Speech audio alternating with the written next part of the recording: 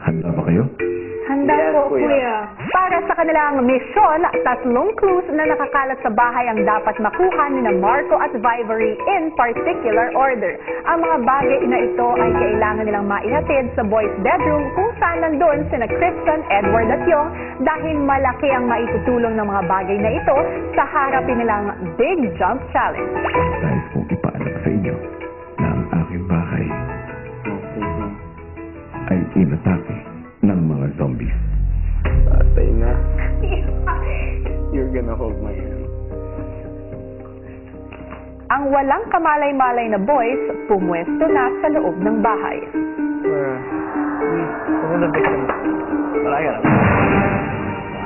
At ilang sandali pa, sinimulan na ni na Marco at Vivory ang hamon nila.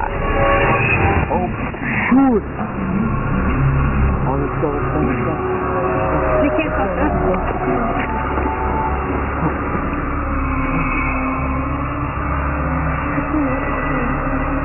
Oh!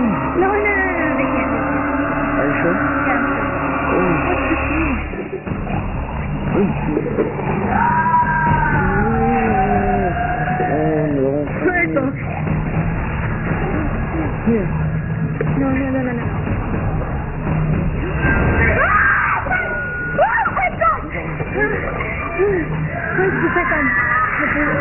Matapos makuha ang unang CD, sunod na diniskarga ng dalawa ang CD sa pool area. I-move natin!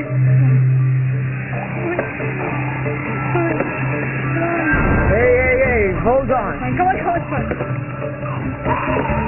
Hold on. Oh. We can't! Hindi mo yan, hindi yan. Hindi yan! Take down your... Hey man, hold on. You're not gonna move here, okay?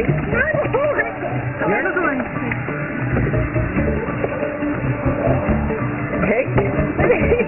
You're not gonna move. Take it. I'm gonna take care of the others.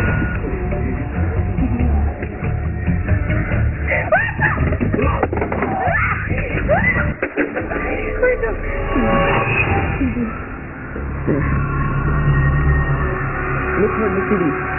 Look for the city. Hey, hold on, girl, okay? Hey, you know how I'm scared about this thing? Hey, hold on. I'm distracting her. Come on, look for it. Where is the key? Oh, whoa. Hold on, girl. Hold on, man. Hold on. Look for it. Hey, man! Look at me! Go there! Go!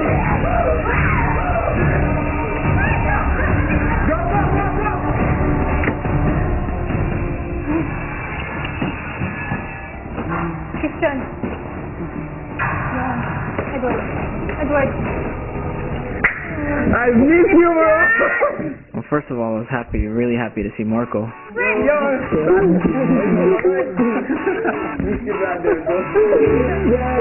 Umalis kami sa bahay ni Kuya para gumawa ng mission.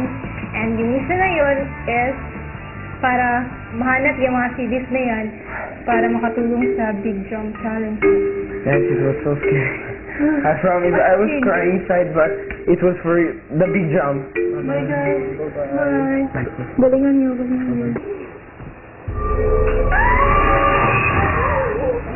Run!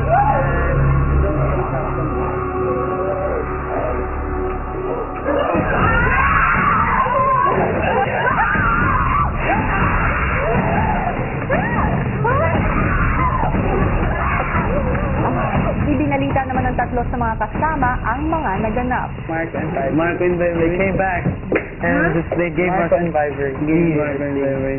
So this is gonna help with our big jump challenge. Ano yung sa CD? Doon pa ako umupo. Aba? I don't know. Susunod. Assalamualaikum yung ayaw kang masusaka mo. Alhamdulillah, okay na kami.